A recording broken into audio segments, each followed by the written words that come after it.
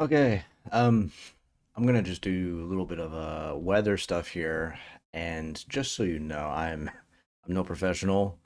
I am not a meteorologist at all.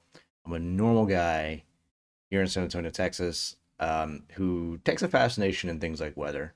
Um, and so I just wanted to, what I want to do here is maybe the unique perspective I can offer is that I can kind of like take weather information because I find sometimes the weather guys, they mean a lot, but they kind of tend to sort of accidentally talk down to people. Not maybe not talk down, but they talk as if they're geeking out with each other on weather phenomena and stuff like that. So like they might use language that you and I, the peasants, may not quite understand. So what I'm going to try and do here is I'm going to try to speak in layman terms of what's been going on here with this snowstorm. I'm obviously focusing here in Central Texas because that's where I'm at, and so this audience, or this is just for the audience here in Central Texas. So yeah, so this is where I'm at here in San Antonio, um, and I'm up in this area, this general area right here.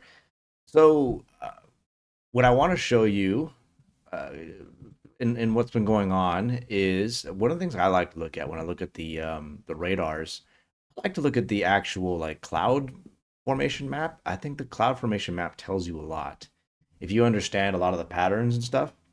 So this is currently a satellite image of the actual clouds. So these are actual images from satellites taking pictures of what the clouds currently look like.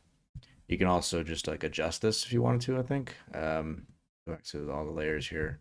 You can actually just opacity, you can just slowly remove the opacity, or you can just completely make it fully visible. And there you go. So what you're looking at right here, I'm gonna go back down kind of like to 75.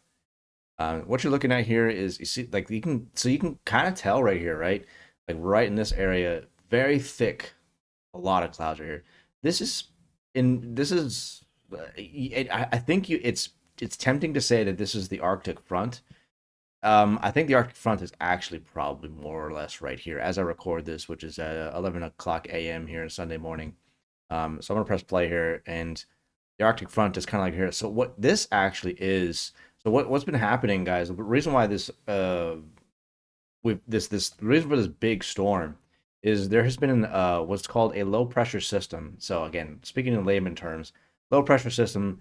Basically, what that means is you have a system that comes in, and it's when it comes in through it always typically comes in through this direction. I'm saying typically because I don't know for sure, but it comes in like this, that this is always the case, but it comes in through this way. And when it comes through this way, it's sucking in moisture from the Pacific and the Gulf with it. It's just pulling all that up right up in here as it starts to move slowly off to the east. And then so that's why we typically get a lot of rain, especially in the spring and summer times, but that's typically where our rain comes from.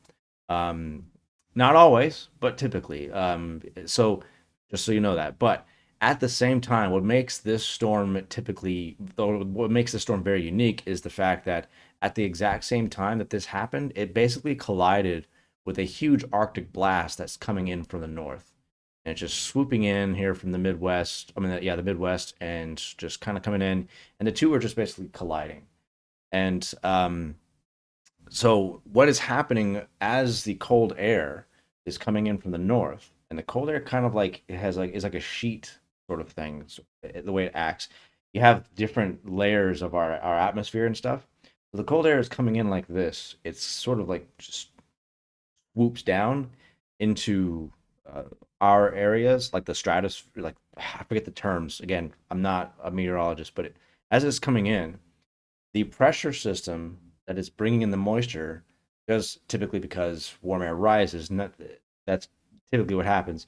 It's basically coming in. It's going straight over all that cold air, and it's being kind of shot up into the atmosphere over the cold air, and what that's doing is causing a lot of moisture to come up here, and it's basically just starting to fall, and it's falling right into all that cold air, which is causing huge amounts of uh, precipitation mixed with very cold air, and you have freezing basically.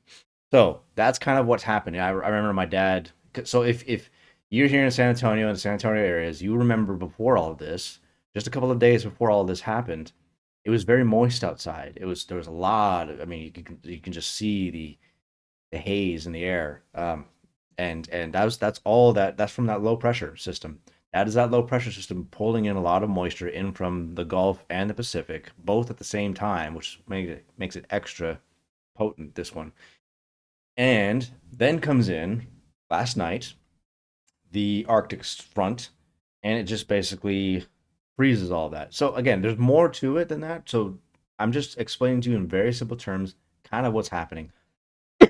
So what you're looking at right here on this map, what you'll notice here is you'll see as it's adjusts here. Okay, you'll see different kind of what I like again, I like about this is you when you see the way the clouds are moving, it kind of if you understand how a lot of this stuff works, you can really see what's going on. And that's why I like to look at this a lot. So this right here is actually from the low pressure system and it's going off east. Right here, you're seeing right below all of this, and this is probably I'm pretty sure this is a lot more of the uh, low pressure system right here, but it's colliding right now with much of with the remnants of the Arctic front. And you see these clouds right here. So these clouds, they're slowly moving off this way, while these ones are going off this way. So these are from the cold front, okay, and they're still shooting off to the south. They just came in right in over here and they shot off to the south. And as they were coming in this way, the pressure system, which is going east, but it's slowly kind of going like this, that way, you know. So it's trailing. All of this is trailing that system. And as it's trailing again, all that warm air, all that moisture is kind of going up as the cold air is coming in like that. So that's what you're seeing right there. You're basically seeing cold air come this way and the pressure system go off that way over the cold air system. And again, that's kind of basically what we have happening here. All right, so as you can kind of see here, it's clearing up, and that's normal. So what we're gonna have here in the next few days here in San Antonio. So if we look at hourly, by 1 o'clock, it's supposed to be mostly cloudy. By 2 p.m., partly cloudy, and then by the evening time, we're supposed to be just completely clear. Now that's fascinating thing you see there. I mean, crazy San Antonio or Texas weather and stuff like that. Um, I find that when you understand weather more, it's not as crazy. If you don't really understand how weather works, it's more and more crazy. But um, this is actually pretty normal here. What you can see happen, which is what we're going to see happen here in the next few hours. But you also notice the temperatures are going to remain very cold. I mean, we're just gonna, and again, this is all fluctuates. I mean, this isn't probably most of this isn't most accurate, but according to this, by 4 p.m., we're just supposed to just, 4 or 5 p.m. That's the small window where we kind of are above freezing, just barely. And that'd be good for us. I think that might help reduce some of the or melt some of the ice. Then by 6, we're dropping big time. Look at that. I mean, you would think clear skies mean warmer weather. Not exactly, because right, what happens after this system goes away? When is I? Oh, uh, it's the same window. What happens after this system goes away? So this is a regular radar map, and you can see here. So very different from what it was like a few hours ago into the night, which was the worst for us. And I kind of figured that's what was going to happen. So the worst came last night because that's when the Arctic front actually hit us. It came in this way, it hit us. So we had a lot of purple here, a little bit of blue up here, and now it's all gone. And the reason why is because the big front of the system has passed us, and the pressure system is moving off to the east. So what happens when that pressure system is now moving away? We're going to enter a period of like very stable conditions. So you might even think, oh, this is a lot of rain that we needed. Maybe not, because it's going to get even drier. But that's what happens. So when a low pressure system comes in, creates a lot of instability, a lot of moisture, causing a lot of rain, and there you go. But when the system moves away, it's followed by high pressure systems, basically. Um, And that leads to a lot of stability in the air. And when there's a lot of stability, there's a lot of sunshine. There's no real clouds. Clouds are indicators of some form of something happening in the atmosphere. Typically, that's what the case is, especially right now in this time of the year. But we're going to have a period of like just nothing for a while, a couple of days. And in that couple of days, it's actually not going to get a whole lot warmer. I mean, for us in San Antonio, it's slowly going to kind of start to, warm up a little bit. Looks like we got some PM showers for Friday on the forecast here right now. But you can kind of see here, mostly just sunshine. And we're kind of going slowly back up as the Arctic front goes away. We kind of return to normal central Texas weather, basically. So tomorrow's high 40 degrees here, and you can see it slowly start to climb. Some partly cloudy skies, but very stable conditions for the most part because that system has moved away. And it's sort of like after a huge storm, you just kind of get calm, basically. That's what storms are. Storms basically are a collision of a lot of unstable energy, and they just a big boom, and after all of that just sort of dissipates, you just kind of have calm. It's typically why you'll notice after like tornado events and you see people on the ground after and all the devastation, you just see clear skies. Typically, not always, but typically it's just like clear because all of that unstable energy and stuff just collides at once and then just dissipates, moves on, and there you go. So, this is what we have for the next few days. I was going to look at some power outage things. So right now, currently here in San Antonio, again, so this map has gotten much more active since last night when I last checked it. Um, I don't think this is entirely unusual. So I've got a lot of outages that are close to where I'm at. So I could go out at any moment now, to be honest with you. I would really hope not. So right now I'm sitting in my humble little abode. My AC is struggling to. I mean, we're now below 70 degrees here, but it's not unbearable. I mean, I have ways of bundling up pretty well. I mean, I'm gonna be fine. Um, I have other backup plans if things don't go well. So, um, but yeah, so things are fine here. I'm not really all that cold right now, uh, layered up and everything. But and I'm pretty sure I should be able to like last as long as my AC doesn't go out and my power doesn't go out. I should outlast the extreme cold because we're not quite out of the woods yet, you might say. But you can see if you see the circles right here, the green, the sort of bluish turquoise circles. These indicate people who are about a 1 to 49, 50 people reporting power outages. So over here in Leon Valley, we have fewer than 5 reporting. So the conditions aren't too bad here. We have here, and then we go upwards from there, 50 to 49, and it kind of gives you a little region where the outages are being reported. So right here we have a report of 107 people at this period. Again, it's 11:30 to 11:30 as I make this on Sunday morning. We have, interestingly, so the medical center has here in San Antonio, they have a very significant power grid system. And my parents, luckily, are on that grid. So when we had the snowstorm of 2021, they never lost power because they're connected to that grid. They're in this general area. But we have here 411 customers.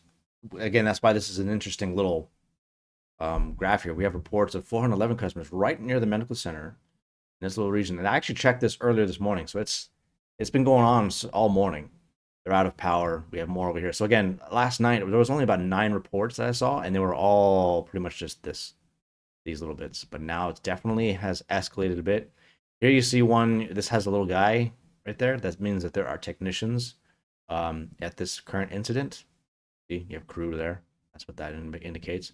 So San Antonio is usually the power outages start after the big event, which is a weird thing. I haven't really been able to understand fully why that is the case, but I'm looking into that. I could just be because after the storm, once there's different reasons why power goes out. It's not just strain and stress on the system. It could also just be a lot of technical issues like environmental things such as trees when they just get heavy laden with all that ice. branches will break, fall on power lines, boom, and then the power goes out. That typically will result in longer periods of power outages. We have more reports out here, far out here. I didn't never they have far outskirts of San Antonio. We have just 60 right there, 52 here. But yeah, so definitely so far things aren't too bad here. I'm actually surprised I haven't had any out. I've had a little bit of flickering, but nothing severe just yet. I've looked outside and I can still see lights all outside. So people out there were still having power. Of course, it's daylight now, so they can't really tell until it actually hits you, or just continue to check the maps. So you can check maps like this, guys, and just see that some of the it's still fairly unpredictable. I think you just can't really predict. There's all kinds of reasons why power is going out in these different various areas. I'm a little curious though. Let's look at other places. I was looking the other day at like Austin power outage maps. Let's see here. The winter storm brought ice and sleet to our area, though we haven't seen a significant impact on the system from the winter storms yet. Crews continue to work in icy and challenging conditions to assess damage and restore power as quickly as safely as possible. All right, so Austin's not looking bad at all. Austin looks actually much better than San Antonio. I mean, it actually looks much better. They've only got about, let's see, we got 12, 13, 14 reports here. We got a couple over here. And again, these are the small reports. These are just like less than 10 usually. Um, like one right there and one right here. So Austin's looking pretty good. And Austin's farther north than us. So compare Austin here. Like, see, Austin's got 17 total reports here. In San Antonio, we've got a total of 38. So that's a very interesting situation. Maybe Austin got hit hard last night. I was sleeping, so um, and I didn't, whatever.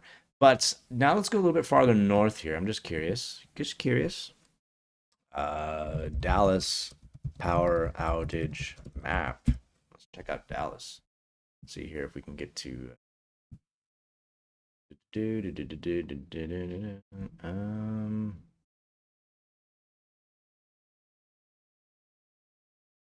time to load. So, oh, this is an interesting map. Okay, so let's check this map out. This might be really helpful.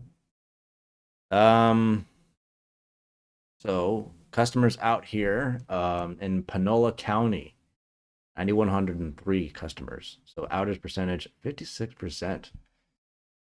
Off over here in Culberson County, obviously the Arctic front didn't really hit them too much, I don't think. Only about 239, but not a whole lot of people live out there, so that could be a significant number. I mean, it's only 14% though, so but not to downplay that. So you have a lot of these over here. These got hit really hard. So we have over 50% of people in these counties who are without power right now. Um, but according to this, there's nobody out of power over here. There's a few here in Llano County. That's only 1% of people, 341 people reported, with 21,000 people tracked. We have 144 here in Lampasas County. Now it's interesting. Okay, so very few here.